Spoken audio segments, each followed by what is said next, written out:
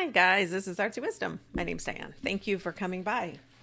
Today it's going to be a tiny bit of politics, hardly any, and I'm going to answer some viewers' questions about some people that have passed on. Somebody asked me about Cranberries singer Delores O'Riordan, and I spoke to her and asked her what's going on with her now. I also talked to Barbara Walters and J.Carter. Then I got into the energy of the INXS singer Michael Hutchence. Find out why and how he left this world. And Freddie Mercury with a pop-in from David Bowie, believe it or not. So anyway, that's what I'm going to do today. So I hope you guys are doing well. Let's get started. So I had to put my glasses on so I could see. Today's OTTERSPIRIT bracelet is Sunstone because the moon is in Leo. It's going to go into Virgo tomorrow, and today's intention is confidence. Sagittarius, Leo, Aries, and Gemini are indicated. Luckily, I'm a Leo on the border of Virgo. And the sacral and solar plexus, that's your middle, your solar, like your gut, and your sacral is your security, how you feel supported in this life. And Sunstone is a really pretty, it's kind of like a milky, can you see? It's a milky kind of a color, milky, pinky, rose quartzy kind of color, but I love it. I don't know if you guys know, there's a discount code in my description box. Each bracelet comes in its own little pouch and lovely boxed. And so if you guys are interested, you get a discount, but that's today's Sunstone. Needing all the confidence and sun that we can get. It looks like Zelensky, I just found out just now, maybe it'll change, that they are going to get the military and intel support back because due to the conversations they had with Rubio and Saudi Arabia. So that's cool. And Canada's still... He doubled the tariffs against Canada because they responded to our tariffs. And now he's getting all huffy and puffy. He, meaning the felon 47. Again, I've said, the end of this week, Thursday to Friday, total lunar eclipse, plus other aspects. The energy's super high. So he may actually make some mistakes. Felon 47 may actually, well, of course he's made mistakes, but you know what I mean? Like some mistakes that are really going to hurt some people. And he might actually look like, get some, I want to say like little nicks out of him, you know, like little pieces out of him. Delores O'Riordan, I didn't realize who she was, honestly. I know the song. I don't even know the name of it, but it's a very popular song. It's very unusual. But when I got into her energy, I saw this, like, her teeth were dominant. Like, it's kind of like, you know, some people have a little point in the front of their mouth right here. It's like that. Like, not weird, like the Joker weird, but that's what I pictured immediately. And then I saw a picture of her, and I was like, oh, okay, that makes sense. I know she has a little bit of a sharp nose, and her teeth are dominant. It doesn't really matter. It's just validation for me. And I saw this motion of a forward, back, forward, back, forward, back. And it was, I don't know what this means exactly. And if you've never been here before, I kind of channel, I do hypnotherapy. I'm a tarot card reader, intuitive. I'm an astrologer, a minor astrologer. And lately I've been into politics, but I do enjoy talking to people that have passed on because they give us information and it's very tuned into the greater good, right, of the universe. But I saw her so I took that as a feeling of in this life, out, in, out, in, out. So I wonder if towards the end she kind of lost consciousness, gained conscious, or something like that. Or it was also a time where she decided, I want to be here. I do. I want to be here. I do. You know, kind of thing. I saw a hay wagon. I saw a very fluffy hay wagon, not a modern day hay wagon, but something that piles, not organized with bales like last century or the 19th century kind of thing. That was a life that she was in. But and I have to make notes. I meditate on these people. I make notes because I won't be able to do it now. So I got the feeling that the life that she was just in felt shallow. That's the word she gave me, was shallow. I don't feel like it wasn't, didn't have depth and meaning. But that was the word she used, shallow. She said, I was pretty miserable. I tried to find my way out. Childhood felt like she was alone and abandoned somehow. I really felt this sadness. I don't know if she came from a large family or she was kind of I felt like she didn't matter. People didn't kind of love her, or she felt that way. Maybe they did, but she didn't feel that way. She had a lack of connection to people for whatever reason. It was early days, like very early days, nonverbal days when she wasn't, but she knew she learned this lack of connection through whatever that was, her experience. It's like an emptiness. I feel an emptiness in her. And then I saw her, my nose is so itchy right now. Then I saw her doing this motion where she was carving a circle in the dirt with the shovel, a large circle, like big. And she was just digging and moving and digging and going in a big, large circle. And I was like, she wasn't going down. It was almost, then I guess the shallowness is the word I guess I'm coming back to. I just thought of that. She couldn't get down deep enough, or there was something like that where she tried, but it was almost like she wasn't digging a hole. She was trying to do the circle, and it's like a repetitive thing. Like she was a cycle. But she worked hard. She really worked hard to conquer the emptiness she felt. I feel like she really, really gave it her all to feel like the emptiness that she felt. And I think the circular, maybe this is the working part, constantly working, going. And it was like kind of a machine mentality, even though, she wasn't, obviously. And I said, well, what do you want us to know? And she said, stop and get help. Meaning she was very empty inside, and she didn't do that enough, I guess. She said, love is the answer, but I could not feel it.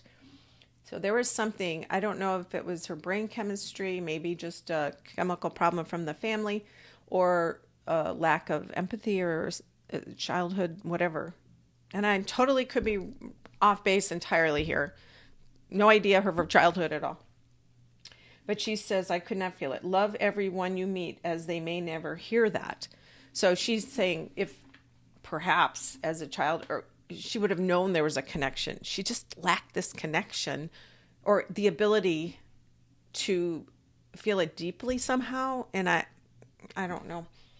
And she said, they may never hear that whoever you speak, or in your daily comings and goings, if you can reach out to people, or even a stranger. Some people just don't know that they're loved, or they don't ever hear that. And she says, reach out and, share that. Yeah. She said, you may make their lives completely different if you did that. I didn't see what she was doing now. I don't feel like she's back down here yet. I feel like she's still working things out on the other side, healing. This is a school up there. You go back and you get kind of your grades, or you get assessed and see what you need moving forward. I think she's still in that place. Barbara Walters. Now, Barbara Walters, I felt immediately like rocket to space. And in the past, when I see people passing on, transitioning, shoot up to the sky, like fast, like atoms. If you can imagine the fastest thing, if you can just think of it, it's gone like a rocket.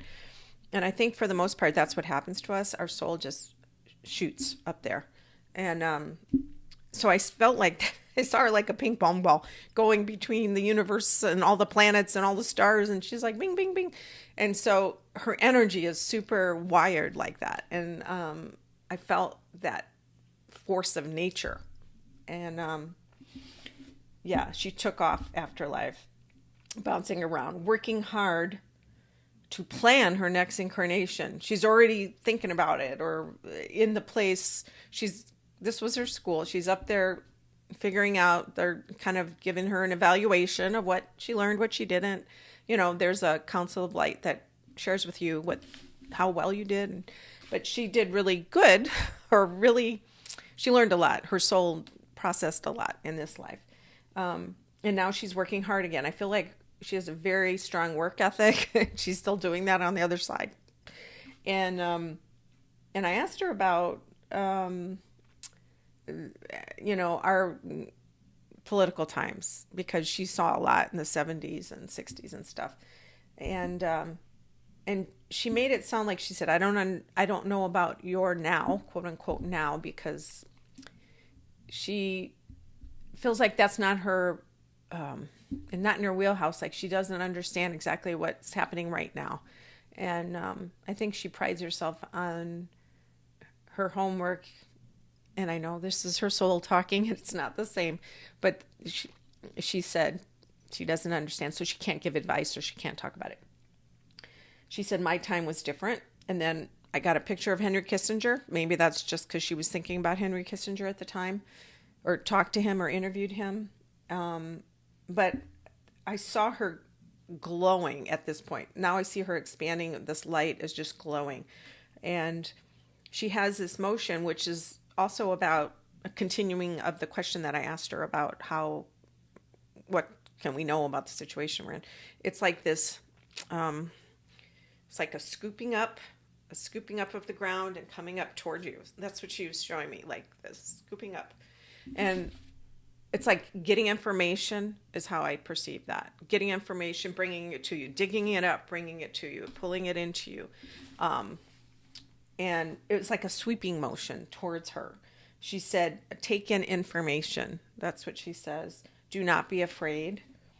And it was like, don't give up kind of vibe. She said it was a powerful life. Good karma was due to her. Like, she, because of previous incarnations or her soul at this point, she was actually reaped some of her good karma that she built. I see her as a man next time. She's already thinking of this businessman type in East India, like a globalist person. That's the word I used. I can see him as a businessman in a suit kind of thing. She also said turmoil is inevitable now, but I didn't take it as the end is near or anything. It was more like, this is what the times you're living in right now. Keep eyes open. Do not hide. She also mentioned the Democrats are messy, disorganized, different than in her day. I don't know what that means. But life is up and down. Enjoy every second. Do not wait for things to be perfect, because things are never perfect. But she says enjoy all the minutes and seconds that we have. So I thought that was really positive and helpful. J.Carter, and I wanted to write James. I don't know why, but not Jimmy. I saw him, sometimes I didn't see Gene Hackman with his wife after he's passed on. They're kind of at different places. They're in a different healing parts of the plane. I still feel like he's down here. I'm sorry. I know this is about J.Carter, but I kind of side note. Gene Hackman, I feel like he's still hovering. I don't feel like he's gone on yet. And I think it really has to do with the property. His land or his estate. There's something that he's concerned about that he wants to make sure moves forward or doesn't move forward, or whoever gets it shouldn't get it or something like that. She's gone through she's not with him. She's moved on kind of in that direction. It's a funny thing. She's not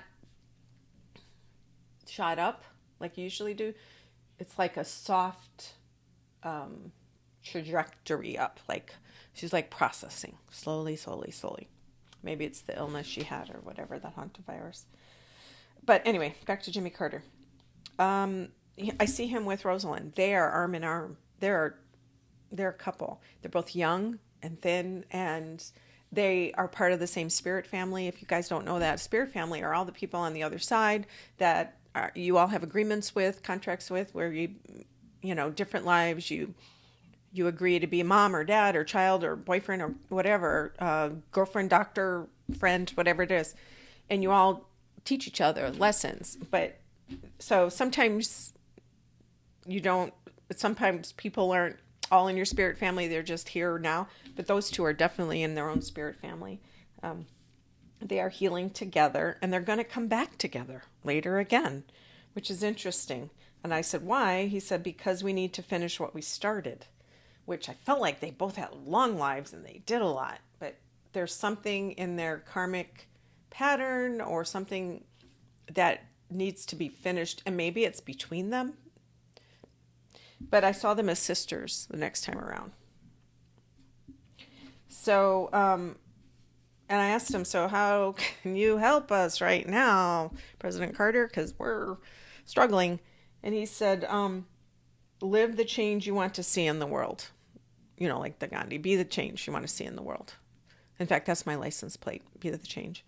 Live the change you want to see in the world, he said, because you have to stay strong in faith and love. There will always, always be powerful people trying to control you, always.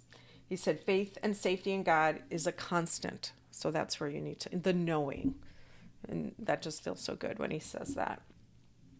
Then I see him past life like Roman times, like in a toga type situation, like Mark Anthony or somebody fairly up there in the hierarchy of those times.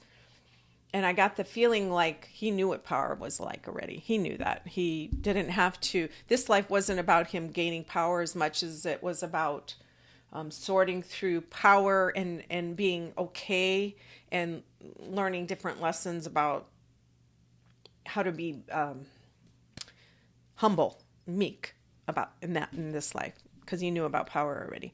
And he said he's evolved more, understood power then and how it did not intoxicate him in this life. So he was trying to learn that, and probably through his faith as well. He said, laugh at those people, which he says they know not what they do, kind of like what Christ has said on the cross. Very interesting. Gave me goosebumps. Michael Hutchence of INXS. I already saw him back down. He's already come back. He's already incarnated. And I saw him as a little boy. And he's very loved. He's in a loving home right now. He feels like he's in a very safe environment. Like, almost like he learned something in last life, and now he's getting some of his reaping the karma again. He just feels very loved. Not that he didn't feel loved in that life, but it was something else. But this time he's like 5 or 6. He's blonde. I see him maybe in England. I don't know. But he's got a quote unquote normal life. Nothing crazy where he's going to be a singer or anything like that. Actually, safety is a priority to a fault. He'll almost be too cautious in that life, in this little boy's life. I think he came into a family that's just pretty straight and structured. I said, so what happened? He said, time ran out in a way. Last big songs were behind me. I couldn't see positive ahead. Like how when I was in his energy, I felt like an emptiness behind me and an emptiness in front of me. Like there was nothing tangible that was really good that I could see anymore that was positive, that I could, or he could enjoy or look forward to. I felt like he couldn't perceive it in a way, like it was really different. He said, I was supposed to conquer all the demons through art. He said, yeah, I toyed with, I don't know how to say that. The thing some people do and they end up passing away from when they cut their oxygen off during a erotic situation kind of thing. I don't know if you guys know what I'm talking about. He liked to live on the cliff edge of things. He felt like he needed that. That was where he enjoyed, testing boundaries and stuff like that. He said, I toyed with that. I wanted to leave this earth, but I was sloppy and I almost didn't think it would work kind of thing. He said, I saw years of emptiness ahead. Brain chemicals were off. That's the feeling. That's me. I feel like his brain chemicals were off, and it's like he needed meds. He feels dark, and he can't be light and joyful. Like he can't get out of this gray. I've just felt like it's like this beigey gray, and he can't break out of that. He said, I loved my music, and I was grand. I was grand. Proud of what it added to the world. And then he moved on. He said, I've done that. Now I'm moved on. And like I said, he's this little boy now and he's learning. That's how, souls are. We just come and go and learn and move on. And sometimes it's always sad for the people we leave behind, but it doesn't make sense when they're younger and they take their life or whatever it is, or it's an accident. All right. Freddie Mercury. I've never tempted to go into Freddie Mercury's energy. Immediately feels feminine. Maybe it was his next life, but I don't think he's moved on yet. And I know it's been a while since he's gone. I don't feel like he's moved on. He's either feminine or he's a girl now. But I think, yes, I'm going to ask some questions. Yes, I think so much inside of me to show. I saw him exploding with ideas. Like if I showed his body, he just is immensely full of ideas and inspiration and imagination and thoughts and creative passions and so much stuff. It's like just like a giant ball. Like it was wanting more and more to come out of him. He said, I could have gone and created so much crazy good stuff. And then I saw David Bowie arm in arm with him, like both of them smiling at me. So maybe they're in this. I think they're in the same spirit family, kind of like Rosalind and Jimmy Carter. They're smiling, both young and thin. When I'm seeing them healthy and thin, I'm kind of seeing David Bowie and his Ziggy Stardust kind of guy with his, star and his spandex stuff. But they're both smiling really big, and they're both feeling really good. They're together again, and their souls are entwined in the spirit family, like I said, and they chose to be here now. And I don't know what this means, but I saw like old, like during medieval times or whenever, there's kings and queens and there was court jesters kind of thing. I saw it says to be jokers or jesters and get people to look and laugh and dance. So it could just be symbols that they're showing me or I'm seeing, because a lot of the stuff they did was very serious and really amazing, but it's part of their soul path. All of a sudden I saw a very angry man, and I don't think it was him coming into this life. It's not him. I think it was his father. And this man is very angry and very rigid. He's got a very stern face. And